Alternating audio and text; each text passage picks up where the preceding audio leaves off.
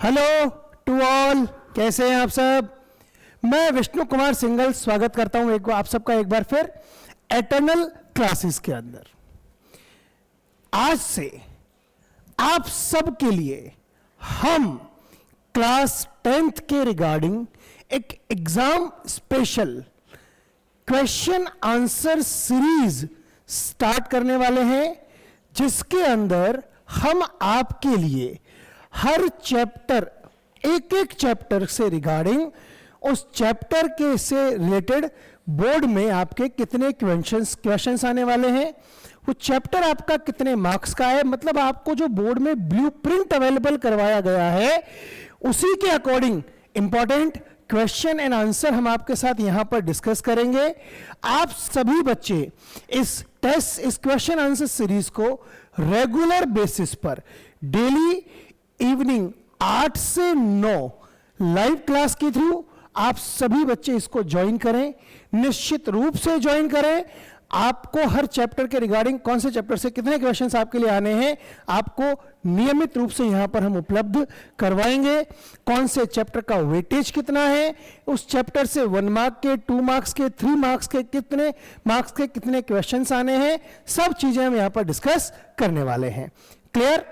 तो चलिए इसी क्रम में आज हम शुरू करते हैं बेटा आपका class 10th history chapter number 1 the rise of nationalism in Europe. इस चैप्टर के regarding important questions and answers.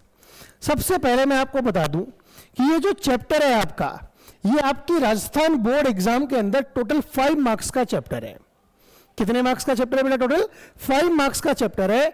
और इस पूरे चैप्टर में से आपके लिए सिर्फ और सिर्फ 2 क्वेश्चन आने हैं, जिनमें से एक क्वेश्चन आएगा आपका 2 मार्क्स का और एक क्वेश्चन आएगा आपका 3 मार्क्स का। तो टोटल 2 क्वेश्चंस आने हैं, एक क्वेश्चन 2 मार्क्स का, एक क्वेश्चन 3 मार्क्स का। तो उसी के रिगार्डिंग उसी हिसाब से हम इसके लिए आपके लिए यहां पर इन क्वेश्चन आंसर्स की क्या करेंगे, तैयारी करेंगे। एक है आपका शॉर्ट आंसर क्वेश्चंस और एक है आपका लॉन्ग आंसर क्वेश्चंस, जिनको कि हम ऐसे टाइप क्वेश्चंस भी जिनको हम कह सकते हैं। ध्यान रहे, ये मार्किंग राजस्थान बोर्ड के हिसाब से बताई है मैंने, कि मार्किंग मैंने आपको राजस्थान बोर्ड के हिसाब से बताई है। सीबीएसई बोर्ड के जो बच्चे इस वीडियो को देख रहे हैं, इस क्लास के अंदर लाइव हैं, वो घबराए नहीं। आपके भी क्वेश्चन की मार्किंग चेंज हो सकती है, लेकिन ये इंपॉर्टेंट क्वेश्चन जो है ना, ये आप लोगों के लिए भी सेम रहेंगे। हाँ, ये बात जरूर है कि ये जो सेशन है ये स्पेशली राजस्थान बोर्ड के बच्चों के लिए, लेकिन सीबीएसई बोर्ड के बच्चों को भी उतना ही फायदा होगा जितना राजस्थान बोर्ड के बच्चों को होगा। तो चलिए इसी सीक्वेंस में शुरू करते हैं हम आपके लिए। पहला क्वेश्चन नंबर 1 क्या दिया है बेटा? क्वेश्चन नंबर 1 आपको ध्यान से देखिए। क्वेश्चन नंबर 1 कह रहा है कि name 4 European powers who collectively defeated Napoleon. ये क्वेश्चन आपका 2 मार्क्स में आएगा। कितने मार्क्स में आने के चांसेस हैं? 2 मार्क्स में क्वेश्चन के आने के चांसेस हैं। क्या है पहला क्वेश्चन? कि name 4 European powers who collectively defeated Napoleon. आपको याद होना चाहिए फ्रांस के अंदर 1789 में पहला रिवॉल्यूशन आया। 1789 में रिवॉल्यूशन आने के बाद 1791 के अंदर नेशनल असेंबली बन जाती है। 1793 में कौन आया था? मैक्सिमिलियन रॉबिस्फेयर, है ना। उसके बाद फिर 1793 से 1794 रीजन ऑफ टेरर वहां पर रहता है। क्लास 9th वाली स्टोरी है आपकी थोड़ी सी। उसके बाद फिर वहां पर डायरेक्टरी बन जाती है, बहुत सारी चीजें उथल पुथल होती रहती है, लेकिन बाद में 1797 के अंदर वहां पर कौन आ जाता है? Napoleon Bonaparte. और नेपोलियन बोनापार्ट फ्रांस का रूलर होने के साथ साथ ही पूरे यूरोप में अपनी टेरिटरी को एक्सपांड करने लगता है। और यूरोप के जो डिफरेंट रूलर्स थे, अलग अलग कंट्री में जो रूलर्स थे, उनको हराकर उनकी गद्दी को छीनना शुरू कर देता है। और उसके खिलाफ बहुत सारे जो प्रतिद्वंदी थे, उसके जो बहुत सारे उसके अपोजिटर्स थे, वो उसके अगेंस्ट आ जाते हैं और उससे लड़ने, युद्ध वगैरह चलते रहते हैं। तब वहां पर हमको देखने को मिलता है कि फाइनली 1814 में, कब? 1814 में क्या होता है? 4 मेजर यूरोपियन पावर्स एक साथ आती हैं, मिलकर नेपोलियन के साथ लड़ाई लड़ती हैं, जिसको कहते हैं बैटल ऑफ वाटरलू। कौन सी लड़ाई थी वो? बैटल ऑफ वाटरलू, और उसके अंदर नेपोलियन बोनापार्ट को डिफीट मिलती है और उसके बाद ट्रीटी ऑफ वियना साइन होती है, उसके जस्ट बाद 1815 में वो एक अलग पूरा का पूरा सिनेरियो बन जाता है। तो 1797 से लेकर 1814 तक नेपोलियन बोनापार्ट फ्रांस का रूलर रहता है। फ्रांस का रूलर होने के साथ साथ ही वो पूरे यूरोप के अलग अलग एरियाज में भी अपनी टेरिटरी को बढ़ाना शुरू कर देता है। क्लियर है यहां तक? ये तो थी थोड़ी सी इस क्वेश्चन के पीछे की स्टोरी। क्वेश्चन क्या पूछा है आपसे? क्वेश्चन आपसे पूछा गया name 4 European powers who collectively defeated Napoleon, जिन्होंने मिलकर नेपोलियन को हराया। तो कौन थी वो बेटा? ऑस्ट्रिया, रशिया, प्रूशिया और ग्रेट ब्रिटेन। ये 4 बड़ी मेजर पावर्स थी और इन चारों पावर्स ने मिलकर नेपोलियन बोनापार्ट को 1814 के अंदर हरा दिया था बैटल ऑफ वाटरलू में। 2 मार्क्स में क्वेश्चन है, हम केवल चारों का नाम नहीं लिख सकते, थोड़ी सी डिटेल और लिखनी होगी। तो किस तरह से इस क्वेश्चन को फ्रेम करना है हमें, ध्यान दीजिए कि Austria, Russia, Prussia and great Britain were the 4 major powers that collectively defeated and overthrew Napoleon, जिन्होंने मिलकर नेपोलियन को हराया और नेपोलियन को मार के भगा दिया। इन सब ने मिलकर they powers have formed a special alliance, इन्होंने एक स्पेशल अलायंस किया among themselves with a treaty of Chaumont on 9 March 1814। 9 March 1814 को इन्होंने मिलकर एक ट्रीटी ऑफ शोमाउंट करते हैं और उस ट्रीटी के तहत सब मिलते हैं। उसके बाद बैटल ऑफ वाटरलू होता है और जिसमें नेपोलियन को हरा दिया जाता है। आई जस्ट होप कि अगर ये पहला क्वेश्चन आपके लिए आएगा एग्जाम में तो आप इसका आंसर प्रॉपर्ली लिख देंगे। आप सबको समझ में आ गया है, इंपॉर्टेंट क्वेश्चन है, फटाफट से अपनी नोटबुक में जरूर नोट करते रहें, ये बड़ा इंपॉर्टेंट है। लिख लिख के इन क्वेश्चंस को याद करें, ठीक है बेटा? चलिए अगला क्वेश्चन की तरफ बढ़ते हैं। नेक्स्ट क्वेश्चन, क्वेश्चन नंबर 2, बड़ा वेरी वेरी इंपॉर्टेंट, वीवीआईपी लगा लो बेटा इसके आगे, तो वेरी वेरी इंपॉर्टेंट क्वेश्चन है, वेरी वेरी इंपॉर्टेंट क्वेश्चन।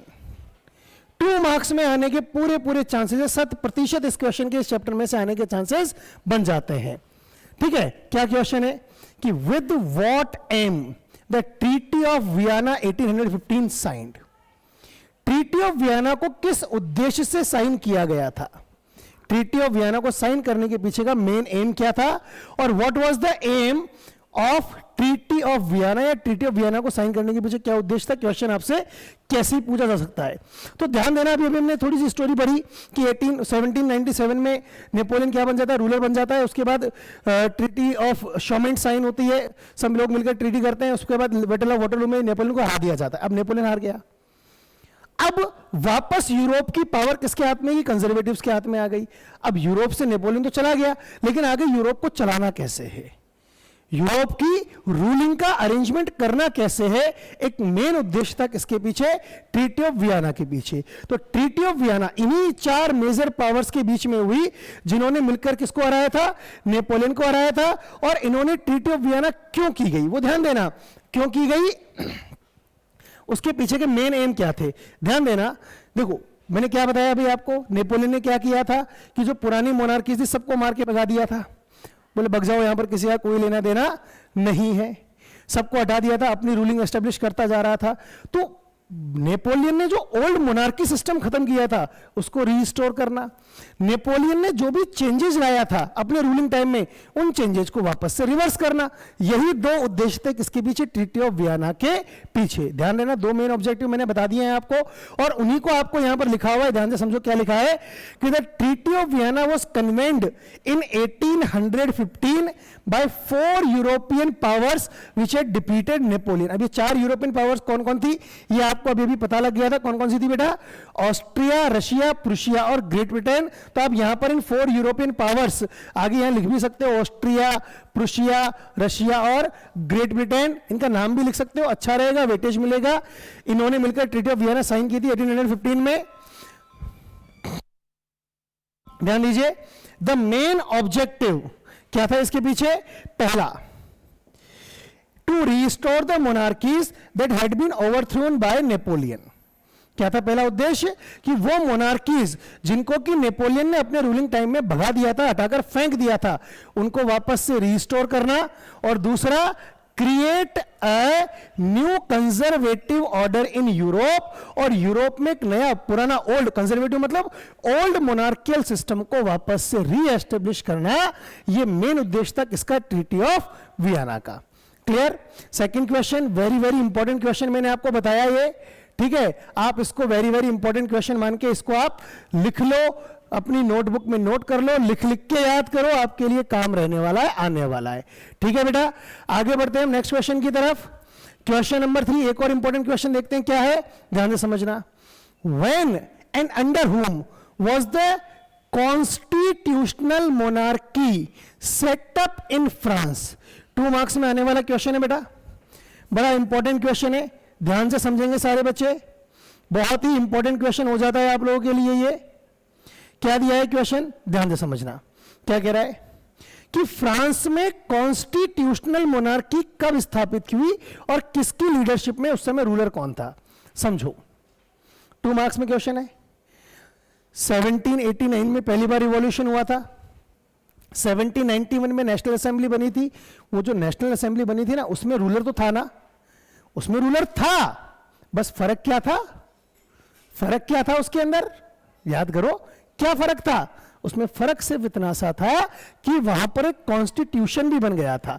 एक कॉन्स्टिट्यूशनल मोनार्की का मतलब क्या होता है कि किंग भी होगा और कंट्री का एक कॉन्स्टिट्यूशन भी होगा, और ऐसा फ्रांस में पहली बार कब हुआ, 1791 में, और उस समय रूलर कौन था, किंग लुइस 16।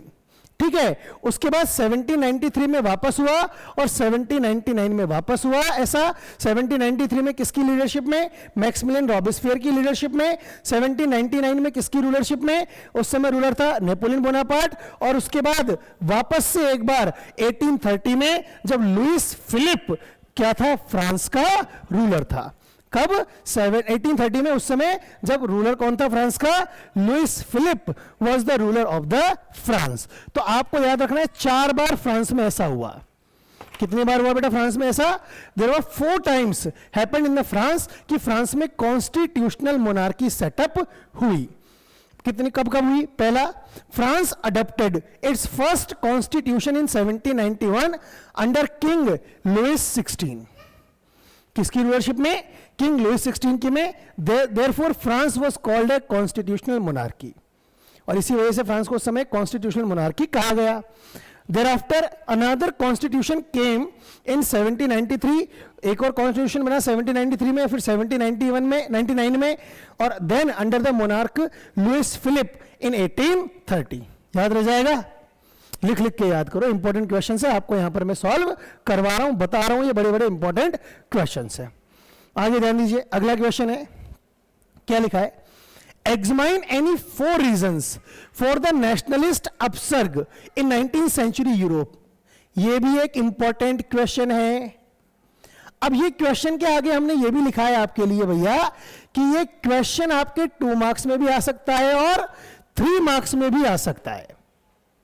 क्वेश्चन जो है आपका ये 2 मार्क्स में भी आ सकता है और 3 मार्क्स में भी एक क्वेश्चन आपके लिए आ सकता है। तो बिल्कुल दोनों मार्क्स में आ सकता है, बस फर्क कितना आएगा, 2 मार्क्स में आएगा तो आप 3 पॉइंट लिख के आएंगे, अगर 3 मार्क्स में आएगा तो आप 5 के 5 पॉइंट यहां पर लिखकर आएंगे। अब याद करो, देखो इस चैप्टर की हिस्ट्री की, स्पेशली मैं हिस्ट्री की बता रहा हूं, कभी भी हिस्ट्री पढ़ लेना। हिस्ट्री की ना एक बहुत अच्छी थीम होती है कि वहां पर एक ऑपरेसर होगा जो लोगों पर अत्याचार करता होगा, कुछ लोग उस ऑपरेशन से परेशान होते होंगे, जो ऑपरेस्ड जिनको कहते हैं, जो अत्याचार को सहन करते हैं। एक दिन उस अत्याचार का घड़ा भर जाता है, अत्याचार का बांध टूट जाता है, लोगों के सब्र की सीमा टूट जाती है और लोग उसके खिलाफ रिवॉल्ट करते हैं, और जो रिवॉल्ट होता है उसी को अपसर्ग कहा जाता है। आपने देखा कि यूरोप के अंदर 1830 के आसपास क्या हुआ था, एक नेशनलिज्म की एक अलग ही तरह की फीलिंग जनरेट होने लगी थी लोगों के अंदर। 1830 की बात तो स्पेशली पूरे यूरोप में एक नेशनलिज्म की लहर आ गई थी। 1830 के बाद तो तेज हो गई थी, स्पेशली तो 1797 1798 जब नेपोलियन बोनापार्ट फ्रांस का रूलर बन गया था ना, वो एक मेन रीजन था। अब उसके पीछे क्या कारण रहे, क्यों पूरे यूरोप में इतना बड़ा नेशनलिस्ट अपसर्ग आया 19th सेंचुरी में, 1800 आते आते क्यों ऐसा क्या हो गया, 1805 1810 क्यों वो टाइम पीरियड इतना इंपॉर्टेंट माना जाता है? क्या उसके पहले अत्याचार नहीं होते थे? होते थे। तो क्या कौन कौन से मेन रीजंस थे? तो उन मेन रीजंस को हम समझे। क्या है क्वेश्चन को समझना बेटा, पहले क्वेश्चन की फीलिंग समझो। हमने पूरे यूरोप के अंदर पढ़ा कि कई तरह की स्ट्रगल हुए, कई तरह के मूवमेंट हुए। पहले केवल फ्रांस में हुआ था, धीरे धीरे पूरे यूरोप में क्यों फैले, क्या रीजन रहे उसके पीछे, उन रीजंस को आपसे पूछा गया है। इस क्वेश्चन को कैसे भी पूछ ले, क्वेश्चन के अगर भाव क्या है कि यूरोप में जो क्रांति आई, यूरोप में जो लोगों के लिए जो नेशनलिज्म की फीलिंग इमर्ज हुई, उसके पीछे के मेन रीजंस क्या थे? तो वही मेन रीजंस हम यहां पर डिस्कस करेंगे। क्या थे बेटा? कि reasons for the nationalist upsurge in the 19th century Europe. सबसे पहला reason, oppression of people under absolute rulers. Absolute rulers मतलब जो किसी की नहीं सुनते। एब्सोल्यूट रूलर्स मतलब जो किसी की भी नहीं सुनते हैं, जो सिर्फ और सिर्फ अपनी मनमानी करते हैं। तो ऐसे लोगों ने जब ऑपरेशन करना शुरू किया, लोगों के ऊपर अत्याचार करना शुरू किया, वो एक अत्याचार का जब घड़ा भरा, उस अत्याचार का बांध टूटा, तो अपने आप ये देखने को मिला कि यूरोप में लोगों ने नेशनलिज्म के लिए अपसर्ग करना शुरू कर दिया था। एक रीजन। दूसरा कि जो बड़े बड़े फिलोसोफर्स और लीडर्स थे, जिसमें हम फ्रांस के कुछ फिलोसोफर लीडर्स की बात करें, Jean Jacques Rousseau, Locke, John Locke, ठीक है, ऐसे कई मेन रूलर्स, रीजंस थे, मेन लोग थे जिन्होंने प्रिंट कल्चर को यूज में लेते हुए अपने आइडियाज को ना आम जनता तक पहुंचाना शुरू किया था। उनके आइडियाज पूरी जनता तक पहुंच रहे थे। अब जब उनके आइडियाज आम जनता तक पहुंचे तो जनता को ना एक नया पर्सपेक्टिव मिला था कि हमें भी कुछ करना चाहिए, और उनसे इंस्पायर होकर लोगों ने क्या किया, एक नेशनलिज्म को लेकर अपसर्ग करना शुरू कर दिया था। तो एक और रीजन देखने को मिलता है, वो क्या है कि liberal ideas spread by the well known philosophers and leaders. तो दो रीजन हो गए। पहला रीजन क्या है बेटा इसके अंदर? पहला रीजन है कि operation of people under absolute rulers. दूसरा क्या था कि liberal ideas spread by well known philosophers and leaders. तीसरा रीजन क्या था? French revolution. सबसे पहले फ्रांस में रिवॉल्यूशन हुआ। अब फ्रांस में जब रिवॉल्यूशन हुआ, उसकी सक्सेस मिली फ्रांस के लोगों को, तो पूरे यूरोप के लोगों को लगा कि यार नहीं, ये तो मतलब इनकी आइडियाज जब फैलने लगे, नेपोलियन बोनापार्ट के साथ, नेपोलियन बोनापार्ट जब जहां भी गया ना, वहां पर उसने इन आइडियाज को भी साथ में लेकर गया, और वहां जाकर जब उसने अपने आइडियाज को स्प्रेड करना शुरू किया ना, तो लोगों को मतलब एक लिबर्टी का, इक्वलिटी का और जो फ्रेटर्निटी का एक जो कंसेप्ट मिला, उसने लोगों को इंस्पायर किया नेशनलिज्म अपसर्ग के लिए यूरोप के अंदर 19th सेंचुरी के अंदर। ठीक है, तो क्या है इसका कि the French revolution inspired the people to fight for freedom. French revolution ने लोगों को इंस्पायर किया। The slogan liberty, equality and fraternity become the clarion call. Clarion call मतलब कि एक होता ना कि आवाज आ गई, मतलब लोगों को एक ना मौका मिल गया इस चीज का कि भैया हमको भी आगे बढ़ना चाहिए। क्लैरियन, अगर हम मतलब समझें क्लैरियन का मीनिंग क्या होता है, क्लैरियन कॉल का मतलब आप यूं समझो बेटा, क्लैरियन कॉल का मतलब मैं समझाता हूं आपको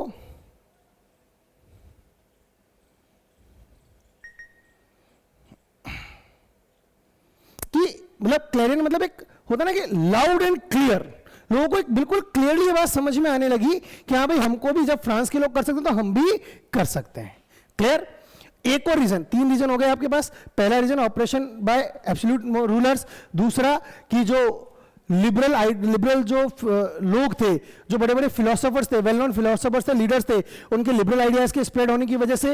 और तीसरा फ्रेंच रिवॉल्यूशन ने भी लोगों को इंस्पायर किया। तीसरा रीजन था कि idea of national unity in early 19th century Europe were closely linked to the ideology of liberalism. मतलब ये जो 19th सेंचुरी में स्टार्टिंग में ना, वो लिबरलिज्म की आइडियोलॉजी रिलेटेड था। और लिबरलिज्म मतलब आजादी, आजादी सबको चाहिए। जब आजादी साथ में जुड़ी तो नेशनलिज्म की तरफ, मतलब नेशनलिज्म की कनेक्टिविटी थी किसके साथ? लिबरलिज्म के साथ। तो नेशनलिज्म का आइडिया कहीं ना कहीं लिबरलिज्म के साथ जुड़ा हुआ था, और इसने भी लोगों को इंस्पायर किया आजादी। क्योंकि लिबरल का मतलब क्या होता है? फ्री। और लिबरल एक लैटिन वर्ड लिबर से बना है, जिसका मतलब होता है फ्री। एक रीजन समझ में आ गया। दूसरा, कॉन्ट्रीब्यूशन ऑफ कल्चरल। एक क्या रीजन देखने को मिलता है बेटा आपको कि contribution of cultural like romanticism. Romanticism इसने बड़ा रोल इंपॉर्टेंट प्ले किया। लोगों के मन में ना एक अलग ही तरह की फीलिंग जनरेट हुई कि भैया हमें भी हमारी आजादी के लिए लड़ना चाहिए। तो मेन रीजन आपको समझ में आ गए। 5 रीजन हमने यहां पर लिखे हैं, आप इनको ऐसे कैसे लिख देंगे। सबसे पहला reason for national upsurge in the 19th century Europe, पहला है कि operation of people under absolute monarch. Absolute rulers, उन्होंने जो ऑपरेशन करना शुरू किया, पहला रीजन। दूसरा रीजन है liberal idea spread by well known philosophers and leaders. Third one था कि the French revolution inspired the people to fight for freedom. The slogan liberty equality and fraternity become the clarion call for the common people. Clarion का मतलब मैंने समझा दिया है। Ideas of national unity in early 19th century Europe were closely linked to the ideology of liberalism. The term liberalism derives from the Latin word liber, which means free. और अगला है contribution of culture like romanticism, a cultural movement sought to develop a particular form of nationalist sentiment.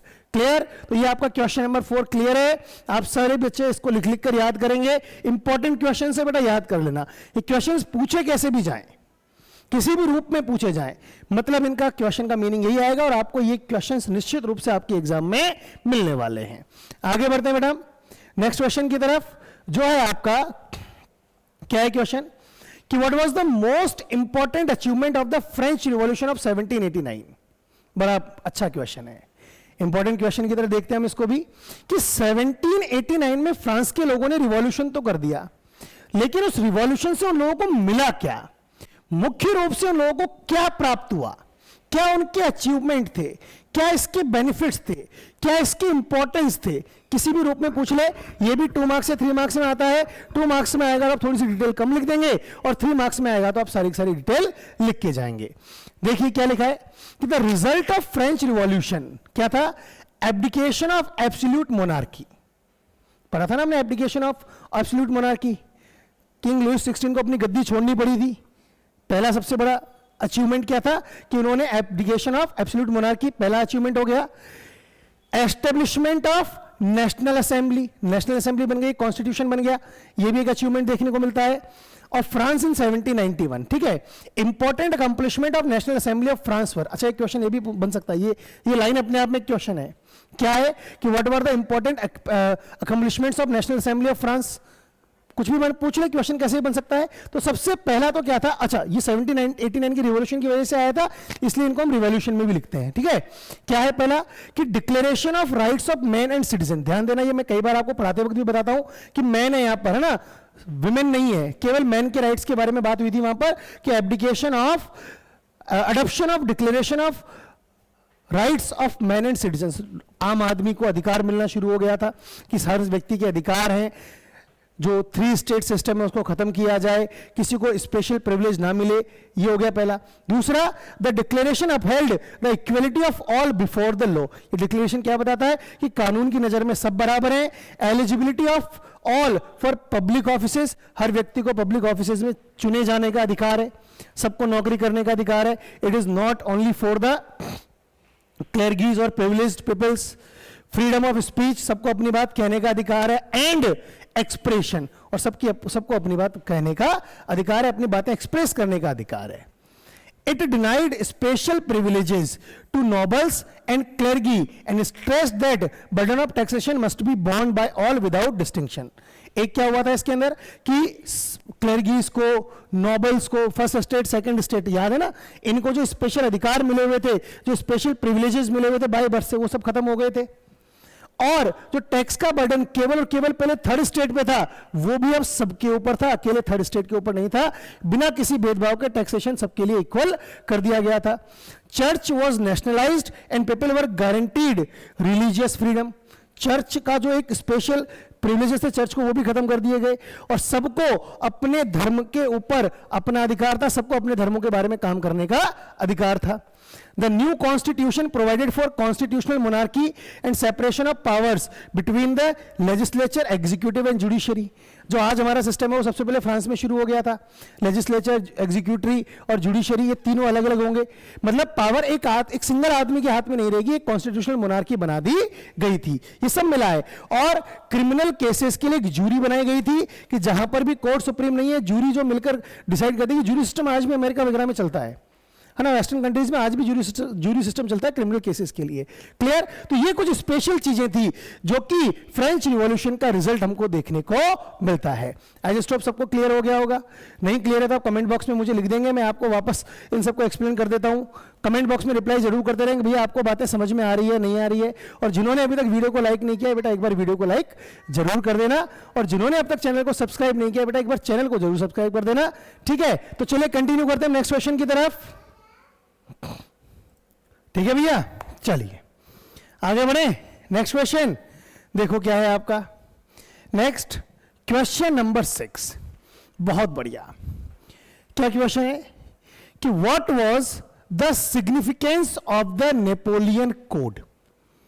ये बड़ा important question है बेटा। इस Napoleon code की जगह आपके पास लिखा हुआ आ सकता है सिविल कोड। क्या आ सकता है इसकी जगह लिखा हुआ? Civil code. मतलब एक ही है, सिविल कोड को भी ही नेपोलियन कोड कहा जाता है, नेपोलियन कोड को ही सिविल कोड कहा जाता है। हुआ क्या था कि जब नेपोलियन फ्रांस का रूलर बना था तो उसने फ्रांस के अंदर एक सिस्टम को अडॉप्ट करने के लिए एक सीरीज ऑफ रूल्स बना दिए थे, हम ये कह सकते हैं। उन रूल्स को ही नेपोलियन कोड या सिविल कोड कहा जाता है। और वो कोड इतने अच्छे थे, वो नियम, वो व्यवस्थाएं इतनी अच्छी थी कि नेपोलियन जहां जहां गया, जहां जिन जिन टेरिटरीज को वो जीतता रहा, वहां वहां पर उसने उन्हीं सिस्टम्स को, उन्हीं रूल्स को क्या किया, उसने अडॉप्ट कर लिया। ठीक है ना? सिविल कोड ऑफ 1804 कह लो इनको, चाहे इनको नेपोलियन कोड कह लो, दोनों का मतलब एक ही है। अब आपसे पूछा कि भैया इनका सिग्निफिकेंस क्या था, इंपॉर्टेंस क्या था, बेनिफिट्स क्या थे, कैरेक्टरिस्टिक्स क्या थे, महत्व क्या था। कुछ भी नाम से पूछ ले, किसी भी नाम से पूछ ले, आपको लिखना यही है। क्लियर? नेपोलियन जब रूलर बना तो नो डाउट उसने डेमोक्रेसी को खत्म किया था और मोनार्कियल सिस्टम को वापस डेवलप किया था। लेकिन इस मोनार्कियल सिस्टम के अंदर बहुत विशेषताएं थी। ये monarchial system, it was just not a monarchial system, it was a totally completely a best monarchical system which have been ever had by any European country. किसी भी यूरोपियन कंट्री ने कभी इतना अच्छा मोनार्कियल सिस्टम डेवलप नहीं किया था। और इस मोनार्कियल सिस्टम की सबसे अच्छी बात थी कि इसमें ग्रोथ थी, इसमें डेवलपमेंट थी, इसमें लोगों का वेलफेयर था। तो क्या क्या किया था उसने इसके अंदर, वो बातें करते हैं अपन, ध्यान से पढ़ेंगे कि दो return to monarchy Napoleon had no doubt destroyed democracy in France. No doubt Napoleon जैसे वापस आया था, नेपोलियन ने जैसे रूलिंग स्टार्ट की थी फ्रांस के अंदर, तो उसने नो डाउट डेमोक्रेसी को खत्म कर दिया था और मोनार्कियल सिस्टम को वापस रीएस्टेब्लिश कर दिया था, इसमें कहीं कोई संदेह नहीं है। But in the administrative field he had incorporated revolutionary principles in order to make the whole system more rational and efficient। मतलब बहुत अच्छा सिस्टम बनाने के लिए, बहुत अच्छा सिस्टम बनाने के लिए उसने एक रिवॉल्यूशनरी प्रिंसिपल्स को अडॉप्ट किया था। मतलब इतने अच्छे प्रिंसिपल्स जिनका कि कोई तोड़ नहीं, वो इतने अच्छे प्रिंसिपल्स थे कि जिनको कि हम कहीं, मतलब कहीं भी कोई उनके लिए हम प्रॉब्लम क्रिएट नहीं कर सकते, नहीं उनको कुछ हम प्रॉब्लमेटिक मान सकते, कुछ भी नहीं कर सकते। क्लियर? इतने अच्छे सिस्टम थे वो। क्या थे वो? कि the civil code of 1804 usually known as Napoleon code. ये तो याद होगा ना कि सिविल कोड ऑफ 1804 को यूजुअली नेपोलियन कोड के नाम से जाना जाता है। Did away with all privileges based on birth.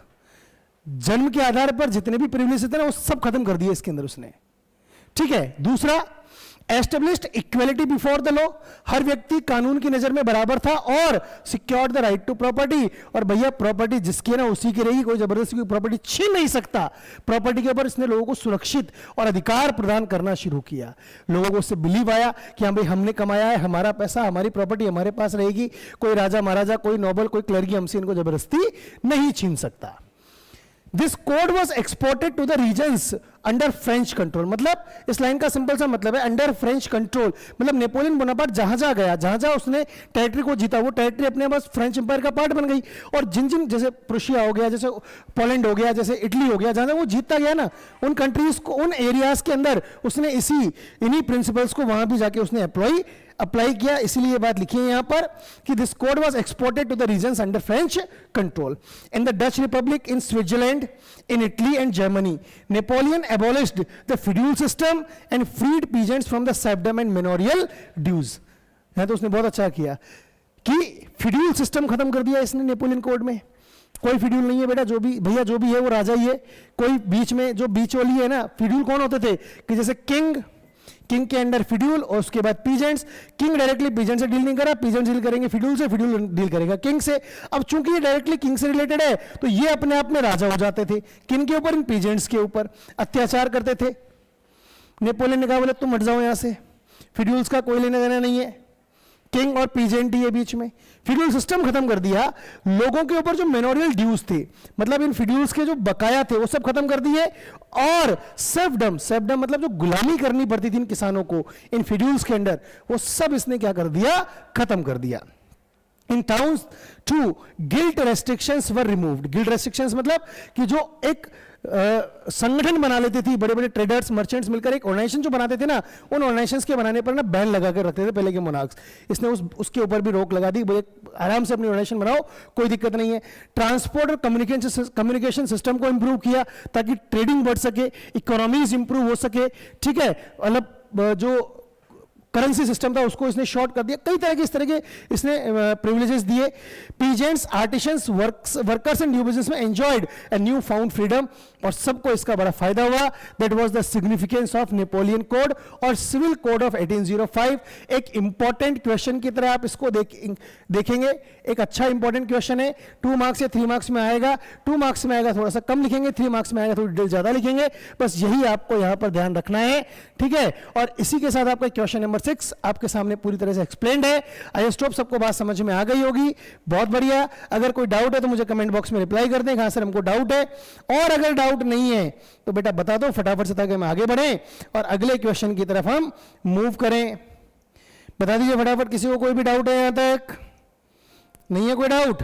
बहुत बढ़िया, आगे बढ़ते हैं बेटा फिर अपन. शाबाश. देखिए बेटा next question, question number 7. Examine the reasons for political disunity in the Habsburg Empire of Austria and Hungary. याद करो, ऑस्ट्रिया एंड हंगरी. यहां पर क्या है कि यहां पर क्या रीजंस थे भैया कि इन एरियाज हैब्सबर्ग एम्पायर एक बहुत बड़ा एम्पायर था. यहां पर क्यों पॉलिटिकल डिसयूनिटी देखने को मिली? क्या रीजन था कि यहां पर इतनी ज्यादा पॉलिटिकल डिसयूनिटी देखने को मिली थी? तो क्या था कि reasons for political disunity in Habsburg empire क्या था कि the Habsburg empire ruled over the Austria and Hungary. हाँ बिल्कुल, ये तो एक इंपॉर्टेंट लाइन होगी जो कि हम स्टार्टिंग में शुरू करते हैं, जहां से कि ऑस्ट्रिया और हंगरी के ऊपर रूलिंग किसकी थी? हैब्सबर्ग एम्पायर की. और ये लाइन आपको इसी क्वेश्चन में से मिल रही है, अलग से नहीं लिखना है कुछ भी, है ना. आगे, the empire was multi ethnic. Multi ethnic मतलब इस पूरे जो एम्पायर था, इस पूरे एम्पायर में अलग अलग एथनिसिटी के लोग रहते थे, अलग अलग एथनिक कल्चर को मानने वाले लोग यहां पर रहते थे. मल्टीलिंगुअल, अलग अलग लैंग्वेज बोलने वाले लोग रहते थे. इन सोशल डेमोग्राफी मतलब सामाजिक रूप से सबकी व्यवस्थाएं अलग थी. तो जब इतने सारे लोगों को एक साथ मिलाकर चलोगे तो पॉलिटिकल डिसयूनिटी आने की पॉसिबिलिटी बढ़ जाती है. पहला रीजन क्लियर हुआ. दूसरा, it included the Alpine regions, the Tyrol, Austria and the Sudetenland as well as Bohemia, where the atrocity was the predominantly German speaking. एक तरफ यहाँ पर जर्मन स्पीकिंग लोग हैं. It also include the Italian speaking provinces of Lombardy and Venetia. ठीक है, ये इसी को सपोर्ट करता हुआ स्टेटमेंट है कि देखो हमने कहा ना मल्टी लैंग्वेज लोग रहते थे, तो अलग अलग लैंग्वेज के लोग बोलने वाले लोग रह रहे हैं. जर्मन स्पीकिंग लोग भी रहते हैं उसी में इटालियन स्पीकिंग लोग भी रहते हैं, है ना. इन Hungary the population spoke a variety of dialects. वही चीज, अलग अलग लैंग्वेज वाले बोलने वाले लोग हैं. हंगरी में तो एक अकेली कंट्री में बहुत सारे अलग अलग लैंग्वेज बोलने वाले लोग रह रहे हैं. So the empire had the atrocity was politically and socially influential. मतलब इस एम्पायर में अत्याचार इतने ज्यादा बढ़ गए थे कि पॉलिटिकली और सोशली एक डिसयूनिटी क्रिएट होना एक बड़ा स्वाभाविक था. The empire had the majority of population of peasants. ज्यादातर लोग किसान थे. Since the empire comprised the different nationalist, it was characterised by political disunity. अब वो भी बात है, जब वही भी रीजन है, सेम रीजन है, बस लिखने का लैंग्वेज बदल गई। जब इतनी अलग अलग लोग रहेंगे, इतनी अलग अलग लैंग्वेज के लोग रहेंगे, इतनी इतनी अलग अलग एथनिसिटी के लोग रहेंगे, तो पॉलिटिकल डिसयूनिटी आना स्वाभाविक है। The common factor binding them that their allegiance of the emperor, केवल एक चीज ने उनको बांध रखा था, उनका राजा एक था, जिससे उनको कोई फर्क नहीं पड़ रहा था एक निश्चित समय के बाद। क्लियर? तो एक क्वेश्चन क्लियर है आपको, इसका आंसर आप लिख देंगे, लिख लिख के याद करें। मैं बार बार कह रहा हूं, अपनी नोटबुक ले लें, नोटबुक में क्वेश्चंस को लिखें, आंसर्स को लिखें और लिख लिख के इनको याद करना शुरू करें। आगे बढ़ते हैं अपन, एक क्वेश्चन और देखते हैं। How did the growth of industrialisation change the social and political equation of Europe? देखो, इंडस्ट्रियलाइजेशन का क्या फर्क रहा यूरोप की सोशल और पॉलिटिकल व्यवस्थाओं को बदलने में। 2 मार्क्स में क्वेश्चन आने के चांस है, ये क्वेश्चन 3 मार्क्स में भी आ सकता है। हमने पढ़ा था कि यूरोप में इंडस्ट्रियलाइजेशन होने लगा था, पढ़ा ना हमने, यूरोप में यही तो वो टाइम पीरियड था जिसमें मशीनें आने लगी थी, इन्वेंशन होने लगे थे। तो इन मशीनों के आने से, इन इन्वेंशन के होने से सोशल और पॉलिटिकल चेंज क्या हुआ वो देखते हैं अपन। देखो समझना, बड़ा सिंपल सा लॉजिक है, बहुत सिंपल सा लॉजिक है। इसी लॉजिक को आपको है ना इस क्वेश्चन के अंदर आपको लिखने का बस तरीका, बहुत सिंपल सा सिस्टम है। इंडस्ट्रियलाइजेशन होगा,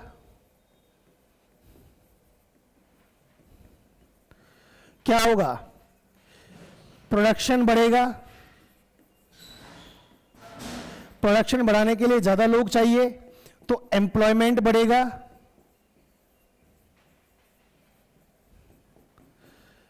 एम्प्लॉयमेंट बढ़ेगा तो लोगों की इनकम बढ़ेगी। पहला रीजन समझ में आया।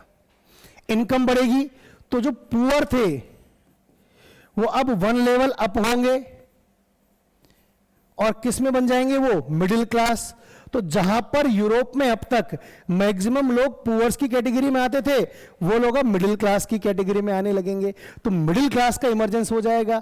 जब लोगों के पास पैसा आता है तो लोगों की सोच बदलती है, तो वो लोग इक्वेलिटी की बात करने, पैसा भी आ गया ना अब, तो पैसा आएगा तो ऑब्वियसली बात है, सोचेंगे यार फिर पावर हमारे पास क्यों नहीं, पावर के लिए स्ट्रगल करना शुरू होगा। तो कई सारे रीजंस, ये मेन रीजन है ना इंडस्ट्रियलाइजेशन का इंपैक्ट कैसे हुआ वो आपको देखने को मिला यूरोप की पॉलिटिकल और सोशल जो इक्वेशन है उसको चेंज करने के लिए। क्या है लिखा है, ध्यान देना। As economic activities in many communities moved from agriculture to manufacturing. समझाया ना मैंने भी आपको, लोगों का काम बदल जाएगा ना। जो लोग अब तक केवल पीजेंट्स थे, वो पीजेंट्स के साथ क्या बन जाएंगे? अब वो मैन्युफैक्चरर बन जाएंगे। अब तक जो लोग अपने खेतों में खेती कर रहे थे, वो लोग अब क्या करेंगे? वहां से खेती करना छोड़कर फैक्ट्रीज में जाकर प्रोडक्शन का काम करना शुरू करेंगे। वही लिखा है, from agriculture to manufacturing. Production shifted from its traditional locations in the home and small workshop to factories. पहले प्रोडक्शन केवल अपने अपने घरों के अंदर वर्कशॉप में होता था, अब वो प्रोडक्शन फैक्ट्रीज में होने लगा। तो अंडर वन रूफ वाला कल्चर वहां पर देखने को मिला, जहां पर लोग अब तक अपने अपने घरों में काम करते अलग अलग, अब सब मिलकर काम करने लगे हैं वहां पर। दूसरा क्या था कि large portion of the population relocated from country side two towns and cities. अब ओवैसी बात है, फैक्ट्री सिस्टम आएगा तो जो लोग अब तक गांव में अपने घरों में काम कर रहे थे, अब फैक्ट्रीज तो गांव में बनी नहीं है, फैक्ट्री शहरों में बनी है, तो वहां पर काम करने के लोग उठ गए और उठकर कहां की तरफ बढ़ने लगे? शहरों की तरफ जाने लगे। Where manufacturing centres were found to overall amount of goods and service produce expanded dramatically and the proportion of capital invested per worker grew. पैसा भी बढ़ा, हर आदमी को इनकम जो हो रही है वो भी उसकी इंक्रीज होने लगी है। New groups of investors, business people and managers took financial risks and repeated great reward. अब लोग अपने आप को एग्रीकल्चरिस्ट की जगह देखने के लिए अपने आप को बिजनेसमैन की तरह क्या करने लगे थे? इमरजेंस में देखने लगे थे। तो बात समझ में आ गई सबको? क्वेश्चन नंबर 8 एक अच्छा क्वेश्चन है, आने वाला क्वेश्चन है आपके एग्जाम में, इंपॉर्टेंट क्वेश्चन है। इस क्वेश्चन को आप लिख लिख कर याद करें। ज्यादातर मैं ये बात कह रहा हूं बार बार आपसे कि क्वेश्चन को लिख लिख कर याद करें। क्वेश्चन मैंने समझा दिया है, नहीं समझ में आया वापस वीडियो में देख सकते हैं। फिर भी डाउट है आप मुझे कमेंट बॉक्स में रिप्लाई कर दें कि भैया सर अभी भी समझ में नहीं आया, एक बार इस लाइन का मीनिंग बता दो या कोई और बता दो, तो मैं आपको यहां पर अभी एक्सप्लेन कर दूंगा। ठीक है, आगे बढ़ते हैं अपन नेक्स्ट क्वेश्चन की तरफ। अगला क्वेश्चन देखते हैं बेटा अपन। क्वेश्चन नंबर 9 क्या दिया है और अच्छा क्वेश्चन है। Examine the liberal ideology imbibed by revolutionary leaders after French Revolution। ठीक है, क्या कह रहा है? Liberal ideology imbibed by revolutionary leaders after French revolution. ये भी 2 मार्क्स से 3 मार्क्स में आने वाला क्वेश्चन है कि फ्रेंच रिवॉल्यूशन के बाद ऐसा क्या हुआ? मतलब फ्रेंच रिवॉल्यूशन के बाद जो लिबरल आइडियोलॉजी है ना, उसका किस तरह से इंपैक्ट हुआ, कैसे लोगों ने उस लिबरल आइडियोलॉजी को अपने साथ जोड़कर आगे बढ़ना शुरू किया, कैसे उस लिबरल आइडियोलॉजी को अलग अलग पार्ट में क्या किया, स्प्रेड करना शुरू किया लोगों ने, वो बात हमको यहां पर समझनी है। ध्यान देना क्या लिखा है कि the French revolution stood for end of clerical प्रिविलेजेज।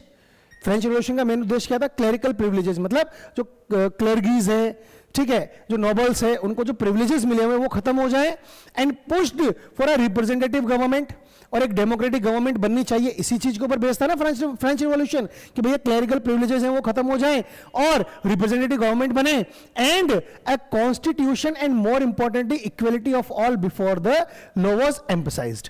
और एक क्या था इसका मेन उद्देश्य कि कानून की नजर में सब बराबर हो, एक संविधान होना चाहिए, कॉन्स्टिट्यूशन होना चाहिए, और इस तरह की व्यवस्था बन जाए फ्रांस में। इस चीज के लिए फ्रांस के लोगों ने रिवॉल्यूशन किया था। ये क्लियर है? इन political sphere this equality did not stand for universal suffrage, लेकिन ये इस इक्वलिटी में यूनिवर्सल सफरेज नहीं था। वोटिंग राइट सिर्फ मैन को दिए गए थे। मैन में भी उनको जो टैक्स पे करते हैं और जिनकी एज 25 साल से कम है ना, कुछ उसमें भी कमियां थी। And except for a brief period under Jacobins the right to vote was granted to property owning man. और केवल कुछ समय को छोड़ दिया जाए, मतलब जो जैकबिन वाला था उसने 1 साल के लिए सबको वोटिंग राइट दे दिए थे, लेकिन केवल उस एक साल के टाइम पीरियड को छोड़ दिया जाए तो वोट देने का अधिकार केवल और केवल किसके पास था? केवल उन्हीं लोगों के पास था जो कि टैक्स पे करते थे, जिनके पास कोई प्रॉपर्टी थी। The position of women was also secondary to others in society, और विमेन्स की पोजीशन में भी कोई इंपैक्ट नहीं आया था, उनको वही सेकेंडरी पोजीशन में रखा गया था। ना इनके पास वोटिंग राइट थे, इनको फादर या हस्बैंड की ही प्रॉपर्टी मानकर मतलब व्यवस्था की गई थी, तो कुछ ये भी प्रॉब्लम थी। इकोनॉमिक स्फीयर में बात करें तो liberalism was mean to include creation of unified economic territory rather than imposing of trade barriers. Economic sphere में एक यूनिफाइड इकोनॉमिक टेरिटरी बनाने का प्रयास किया गया था कि भैया सब ट्रेड फ्री हो जाए, ट्रेड बैरियर्स को रिमूव कर दिया जाए।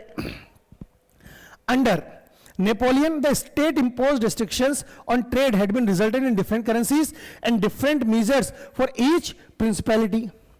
नेपोलियन के टाइम पर क्या था कि ट्रेड जो व्यवस्था बनाई थी नेपोलियन ने, उसमें कई तरह की करेंसीज बन गई थी, कई तरह के प्रिंसिपैलिटीज वहां पर देखने को मिली थी। The creation of rail network further led to economic mobility and national unification which led to a greater feeling of nationalism. Train railway network बढ़ा तो लोग एक जगह दूसरी जगह मूव होने लगे, तो नेशनलिज्म की फीलिंग भी बढ़ने लगी। ठीक है, this period was also marked by a custom union between Prussia and most German states which led to just 2 currencies and abolished trade barriers. German confederation बना था, ध्यान हो तो 34 स्टेट्स को मिलाकर एक जर्मन कॉन्फेडरेशन बनाया गया था। वहां पर 32 करेंसीज को रिमूव करके केवल 2 करेंसीज एस्टेब्लिश कर दी गई थी। As the conservatives tried consolidate, liberalism rose in Italian and German states and was led by the educated elite। और जो पढ़े लिखे लोग थे उनके ऊपर जिम्मेदारी छोड़ दी गई कि इस रिवॉल्यूशन को आगे बढ़ा दिया जाए। क्लियर? क्योंकि इटालियन और जो जर्मन स्टेट थे ना, वहां पर इनका प्रभाव बहुत ज्यादा देखने को मिला था। क्वेश्चन है, समझ में आ गया? अच्छी बात है, लिख लिख के याद करें। आगे बढ़ते हैं नेक्स्ट क्वेश्चन की तरफ। क्या लिखा है? How did liberalism give rise to economic nationalism. हाँ, लिबरलिज्म के आइडिया ने किस तरह से इकोनॉमिक नेशनलिज्म को बढ़ावा दिया, इकोनॉमिक स्फीयर में कैसे ये चीजें देखने को मिलती है, वो आपको यहां पर समझना है। ध्यान दीजिए, the concept of liberal nationalism is very broad and comprehensive. ये हम सबको पता है ना। लिबरलिज्म इकोनॉमिक स्फीयर में भी था, लिबरलिज्म पॉलिटिकल स्फीयर में भी था, तो ये कंसेप्ट अपने आप में एक बहुत बड़ा कंसेप्ट है। Clear? The ideology became popular in early 19th century. The term liberalism derived from a Latin word liber, जिसका मतलब होता है free। 19th century में ही के स्टार्टिंग में 1805-1810 के आसपास ये जो लिबरलिज्म वाली आइडियोलॉजी है ना, ये बहुत ज्यादा डेवलप होने लगी लोगों के अंदर। The ideology in the economic sphere stood for the freedom of market। Economic sphere में लिबरलिज्म का मतलब क्या था, वो हम यहां पर समझ रहे हैं। फ्रीडम ऑफ मार्केट, कि मार्केट में गुड्स के मूवमेंट के ऊपर जो रेस्ट्रिक्शंस है उनको हटाई जाए। And the abolition of state imposed restrictions on the movement of goods and capital. और गुड्स और कैपिटल के मूवमेंट पर जो अलग अलग स्टेट ने अपने अपने यहां पर जो रेस्ट्रिक्शंस लगा रखी है ना, उन सबको हटाया जाए। ये बड़ा इंपॉर्टेंट था।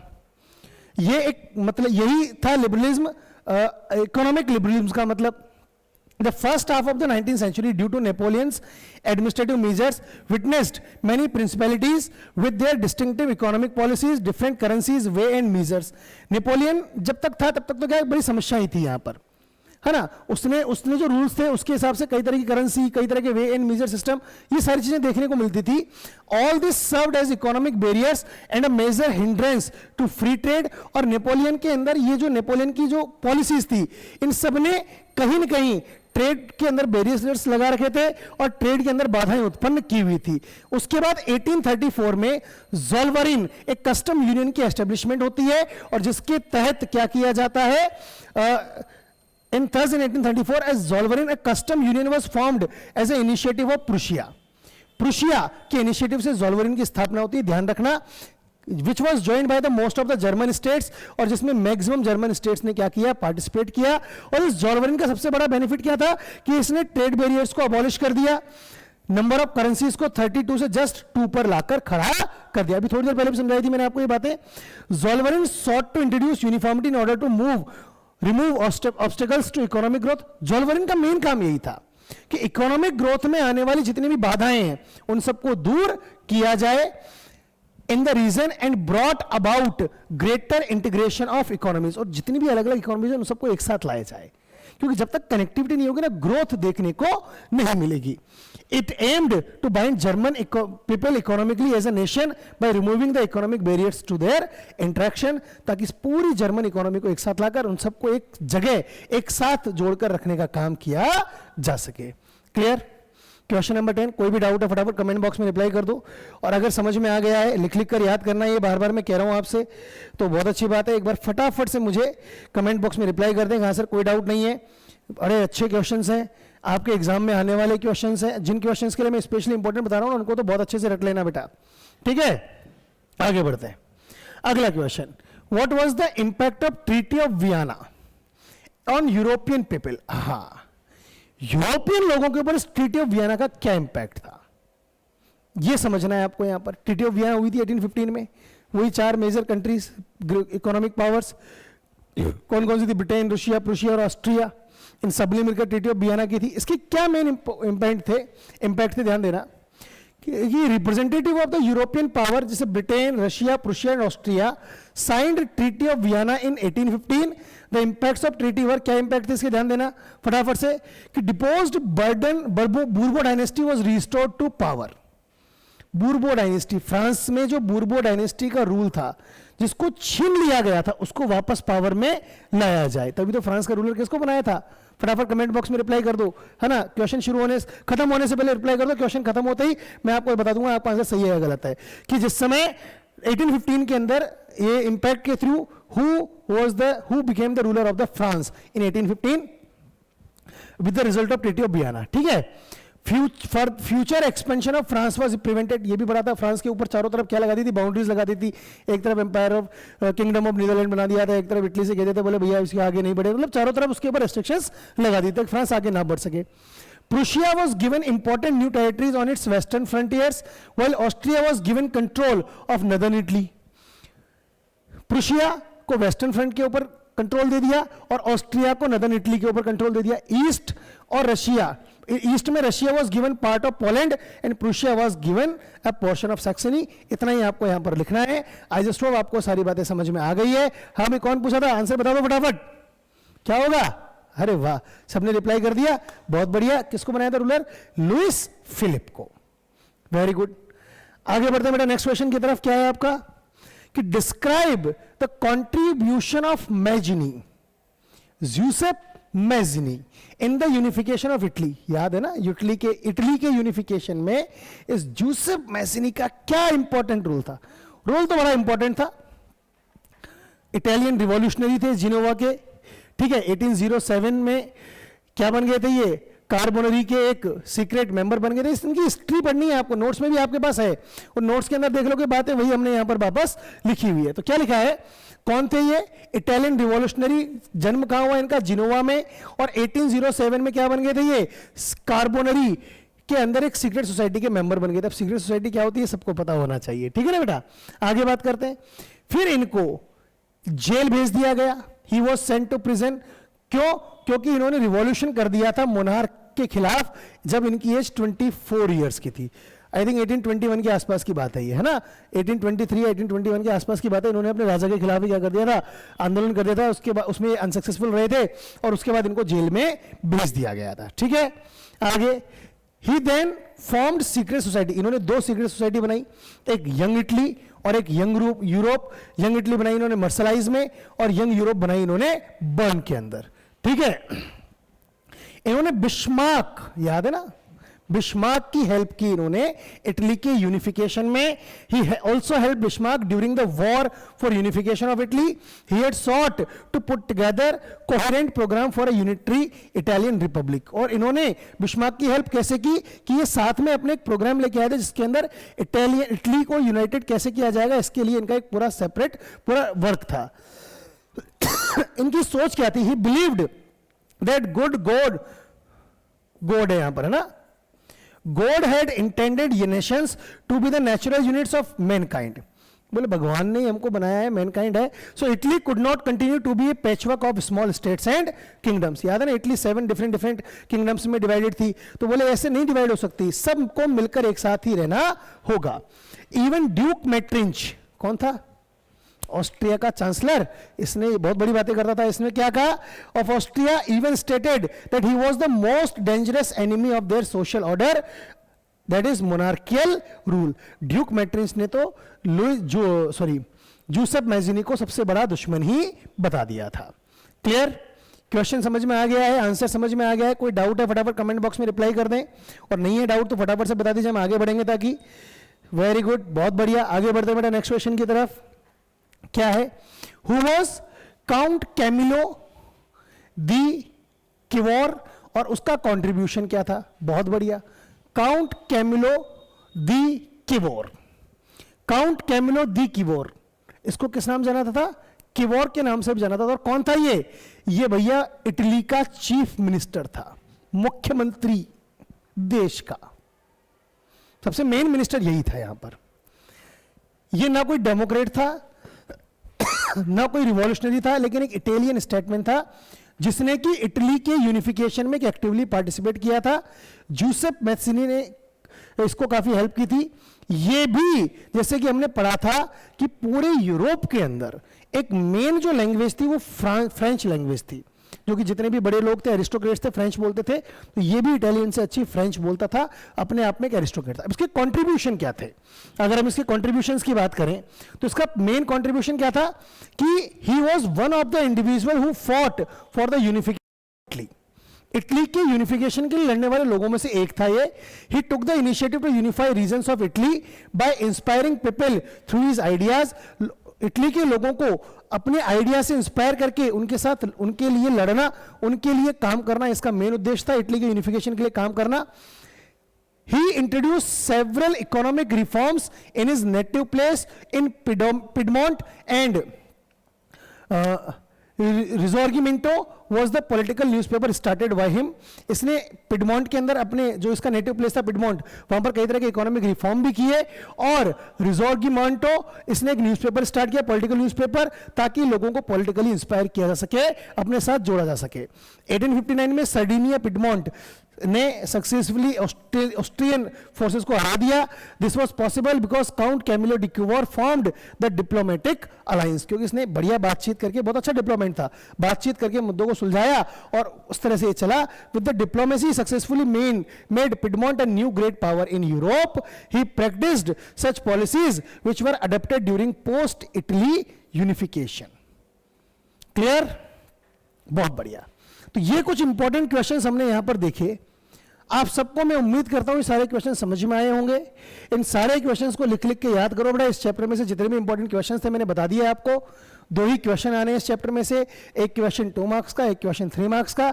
नेक्स्ट वीडियो में, नेक्स्ट क्लास के अंदर मैं अगले चैप्टर आपकी ही हिस्ट्री के चैप्टर नंबर 2 से रिगार्डिंग कुछ इंपॉर्टेंट क्वेश्चंस में लेके आऊंगा। कितने क्वेश्चंस उसमें आने हैं वो भी मैं आपके सामने लेकर आऊंगा। तब तक के लिए thank you class, keep learning, stay connected.